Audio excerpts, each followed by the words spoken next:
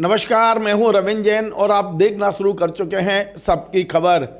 मध्य प्रदेश में अवैध रेत का सबसे बड़ा जो खेल चल रहा है वो मध्य प्रदेश के पूर्व मुख्यमंत्री शिवराज सिंह चौहान के विधानसभा क्षेत्र बुधनी में चल रहा है। आप और हम सब जानते हैं कि किस तरह नर्मदा को खोखला किया जा रहा है, नर्मदा में अवैध रेत का खनन किया जा रहा है। ये सारी खबरें लगातार आप पढ़ते रहे हैं, लेकिन आज मेरे स्टूडियो में एक ऐसे सज्जन हैं जो अब इन तमाम सारे मुद्दों को हाईकोर्ट लेके पहुंच गए हैं। हाईकोर्ट ने इस पर नोटिस भी जारी कर दिए और अब ये मामला धीरे धीरे गंभीर होता जा रहा है। इसी बीच में कल रात को आपने देखा, कल शाम को मध्य प्रदेश में सिया के जो चेयरमैन हैं, रिटायर आईएएस अधिकारी शिव नारायण सिंह चौहान ने मध्य प्रदेश के सभी 36,000 सरपंचों को चिट्ठी लिखी है। ये चिट्ठी की कॉपी मेरे पास है और इस चिट्ठी में उन्होंने कहा है कि यदि आपके क्षेत्र में कहीं भी नदी में मशीनों से यदि उत्खनन हो रहा है तो आप मुझे इसकी सूचना दें, कार्रवाई करेंगे। अब ऐसे सज्जन जिन्होंने खुद सिया को एक नहीं कई चिट्ठियां लिखी हैं, कई बार सिया को बताया है, लेकिन कार्रवाई तो हुई नहीं है, तो फिर ये चिट्ठियां लिखने का फ़ायदा क्या है? इन तमाम मुद्दों पे आज मैं बात करूंगा। लेकिन उसके पहले बता दूं कि ये इनका नाम है राजेश चौहान, रहने वाले बुधनी विधानसभा क्षेत्र के हैं और ये उन्होंने याचिका हाईकोर्ट में लगा दी है। सीहोर में किस तरह का रेत का खेल है आज थोड़ा हम समझने की कोशिश करेंगे, क्योंकि यदि रेत का लगातार ठेके की राशि कम आ रही है, सरकार के खजाने को यदि कोई नुकसान पहुंचा रहा है, मशीनों से रेत क्यों खोदी जा रही है, वहाँ पर जो ग्राम पंचायतें हैं जो खदानों की अनुमति देती हैं, उसके लिए बाकायदा एसडीएम और ये जो तहसीलदार जाके जो पंचनामा बनाते हैं, इतना बड़ा मजाक है कि एक ही कागज़ पे साइन करा लिए और भाई ऊपर सारे पंचनामा बन गए। सारे अवैध कागज क्लियर दिख रहा है कि सीहोर जिले में जितने पंचनामा बने हैं रेत के खदानों के, ग्राम पंचायतों और अधिकारियों ने मिलकर बनाए हैं, सबकी सब फर्जी हैं। मैं गारंटी से बोल रहा हूं, सबके सब फर्जी हैं, क्योंकि जितने पंचनामे हैं वही अधिकारियों के साइन है, केवल मैटर और ग्राम पंचायत बदल गई है। ये जो ड्रामा चल रहा है मध्य प्रदेश में, ऐसा लगता है कि प्रशासनिक अराजकता का एक बड़ा माहौल है, लेकिन हम समझते हैं सीहोर में हो क्या रहा है। राजेश जी, आपका स्वागत है। आप अचानक हाईकोर्ट क्यों पहुंच गए? मैंने माइनिंग पर्यावास भवन में भी शिकायतें की, कलेक्टर महोदय जी को भी शिकायत की, जिला खनिज अधिकारी को शिकायत की, एसडीएम महोदय को शिकायत की, तहसीलदार महोदय को शिकायत की, लेकिन मेरी शिकायतों का निराकरण नहीं मिला। इसलिए मजबूरन मेरे को हाईकोर्ट जाना पड़ा। लेकिन हाईकोर्ट जाने में खर्चा कितना होता है? आपके पास इतना पैसा है क्या? मैं जन सेवा, माँ नर्मदा की सेवा के लिए तत्पर हूँ। मेरे को इसका कोई वो नहीं है कि मेरा कितना खर्च हो रहा है और मेरा कितना टाइम खराब हो रहा है, लेकिन मैं नर्मदा जी को बचाने के लिए तत्पर हूँ। क्या मुद्दा उठाया है आपने हाईकोर्ट में? क्या मांग क्या किया हाईकोर्ट से? मांग की है, सबसे पहली मांग तो नर्मदा जी में जो निरंतर जेसीबी, पोकलेन मशीन, पनडुब्बी, नाव से बीच नर्मदा जी में से जो रेत का अवैध उत्खनन हो रहा है, पर्यावरण का नुकसान हो रहा है, आने वाले समय में नर्मदा जी का खत्म हो जाएगा, उसको बचाने के लिए जो मशीनें चल रही हैं, जो बैन है सरकार द्वारा फिर भी चल रही है, उस पर बंद कराने के लिए वीडियो आप दिखाएंगे? मेरे पास इतने वीडियो हैं कि आप मानोगे नहीं कि मैं आपको दिखाऊंगा। आप मुझे दे दीजिए, मैं अपने दर्शकों को दिखा दूंगा। कम से कम 500-700 वीडियो हैं, एक दो नहीं, 500-700, आज से 2-3 साल से रेगुलर वीडियो है।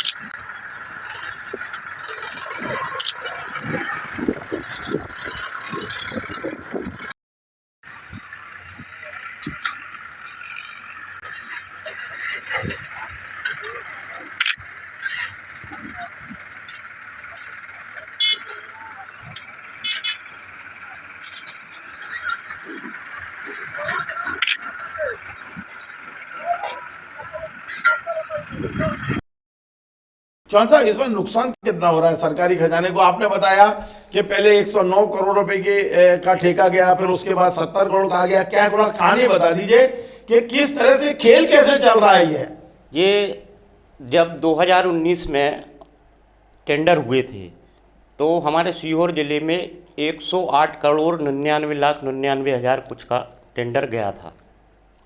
उसके 3 साल का टेंडर था, तो 3 साल में इनको 10-10% राशि भी बढ़ाते हैं तो कितना होता है उसके। लेकिन जो रीटेंडर 2023 में हुए, 23 में जो हुए तो मात्र 70 करोड़ का टेंडर हुआ सीहोर जिले का। मतलब ये जो 109 में गया था और 10% हर साल बढ़ाई होगी तो वो राशि हो जाना चाहिए 130 करोड़। 130 करोड़ की जगह आ गया 70, यानी 50 करोड़ रुपए कम पे आ गया। और खदान उतनी थी बल्कि क्वांटिटी बढ़ा दी। अच्छा, और ज्यादा क्वांटिटी 2 लाख क्वांटिटी बढ़ा दी। पहले 24 लाख घन मीटर थी, अब करीब 26 लाख कर दिया इस बारे इसमें टेंडर। और रेट की रेट भी बढ़ गई। रेट तो मार्केट में आम पब्लिक ठेकेदार जो भी हैं सबको चूना लग रहा है। 2019 में 42-45 रुपए रेट बिक रही थी भोपाल के में, और आज वही 55-60 रुपए भोपाल में बिक रही है।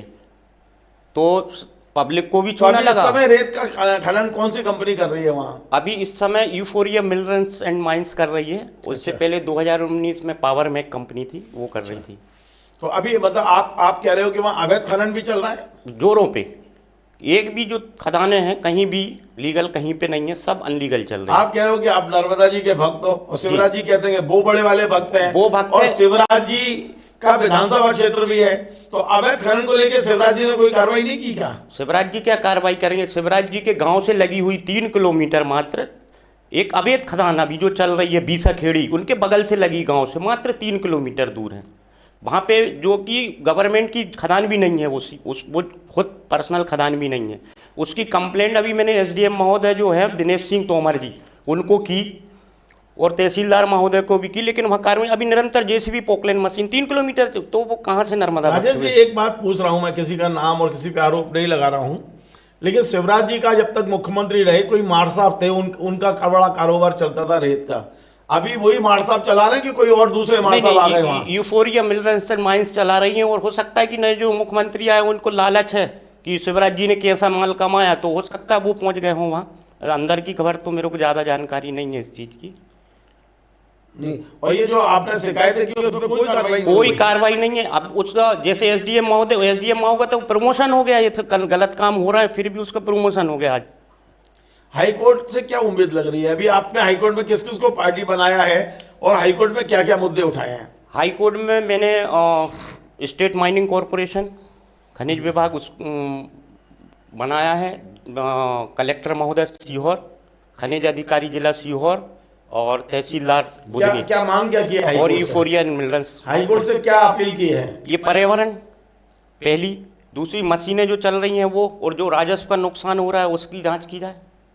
उम्मीद है, क्योंकि हाईकोर्ट में लोग जाते हैं न्याय नहीं मिलता, कई लोग कहते हैं। नहीं साहब, मिलेगा न्याय तो, जब नीचे नहीं मिला तो ऊपर तो पक्का न्याय मिलेगा। हाईकोर्ट से उम्मीद है आपको? उम्मीद है, हाईकोर्ट से मेरे को पूर्ण उम्मीद है। और ये आप बहुत सारे वो लेके घूम रहे हो कि वहाँ जो पंचनामा बनाते हैं ना, वो क्या मामला, क्या खेल किया है वो? मैं अभी वही बात कर रहा था कि हमारे एसडीएम महोदय है दिनेश तोमर जी बुधनी। अच्छा।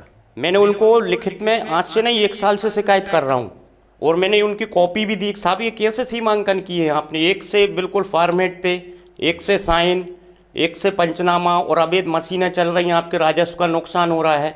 उनको शिकायतों का निराकरण तो नहीं, सरकार ने उनको प्रमोशन दे दिया, उनको अपर कलेक्टर बना दिया।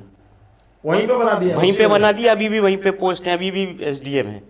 लेकिन कोई शिकायत क्यों सुनेंगे जब प्रमोशन हो रहा है या कंपनी पैसा दे रही है, सरकार दे रही है? तो आप क्या पूरे क्षेत्र में एकमात्र आप ही नर्मदा भक्त हो? बाकी लोग क्यों शांत बैठे हैं? सब लोग बोलना चाहते हैं, लेकिन अब मेरे जैसा हर एक थोड़ी है कि जो लड़ने चले जाए। अब इतनी बड़ा ग्रुप उन्होंने सिंडिकेट बनाया। बीजेपी वालों के साथ कांग्रेस भी मिले हुए हैं? नहीं, कांग्रेसी कोई नहीं मिला है, लेकिन बीजेपी पूर्ण तरीके से एक एक तो कांग्रेस ने तो कभी मुद्दा उठाया नहीं यहाँ आके भोपाल आके। तो उठाते हैं मुद्दा, लेकिन वो कहाँ सुन, जब मैं लगा हूँ, मेरे जैसे 24 घंटे लगे होने के बाद नहीं सुन रहे तो वो किसकी सुनेंगे। अरे तो कमलनाथ की सरकार थी तब भी यही चल रहा था। कमलनाथ की सरकार में ही तो 109 करोड़ का गया था 2019 में टेंडर, तो सरकार को उसी से राजस्व का फायदा हुआ था। जैसे ही शिवराज जी की सरकार, तो जो टेंडर जाने वाले थे, जब चुनाव होने वाले थे, उसके जस्ट 2 महीने पहले तो टेंडर करके गए वो। उसमें ये सीहोर जिले का टेंडर में नुकसान नहीं हुआ है, ये संपूर्ण मध्य प्रदेश में है। ये संपूर्ण मध्य प्रदेश में ही हाई रेट में गए। रेत की कीमत बढ़ रही है और टेंडर की कीमत, मतलब ये 2023 राजस्व की कमी आ रही है। आप रायसेन उठाएंगे, नरसिंहपुर उठाएंगे, बैतूल उठाएंगे, होशंगाबाद उठाएंगे, मंडला उठाएंगे, हर जिले में टेंडर के रेट गिरे हैं, क्योंकि इन्होंने सिंडिकेट बना लिया है। और शासन और पार्टी ने जो मिलकर जो घोटाला किया, ये बहुत बड़ा घोटाला है। मैं तो सिर्फ एक मेरे लोकल के नाते, मैं बुधनी विधानसभा और सीहोर के नाते लड़ रहा हूँ, लेकिन ये पूरा मध्य प्रदेश का है घोटाला। चलिए, आपको मैं शुभकामना देता हूँ कि आप नर्मदा जी के लिए संघर्ष कर रहे हैं। आज मैंने आपकी बात आम आदमी तक पहुंचाने की कोशिश की है। सर, एक पर्यावरण की जो अभी स्टार्टिंग में अपनी बात हुई, सिया वाली जी, तो ये इसके बगैर परमिशन नहीं होती खदानों की। ये ईसी जारी करते हैं कि 7.5 मीटर की दूरी पे अवैध उत्खनन होगा। 7.5 मीटर तो आप छोड़िए, नर्मदा जी के अंदर बिल्कुल सेंटर पॉइंट में नर्मदा जी की धार में हो रहा है। 7.5 मीटर तो छोड़िए आप।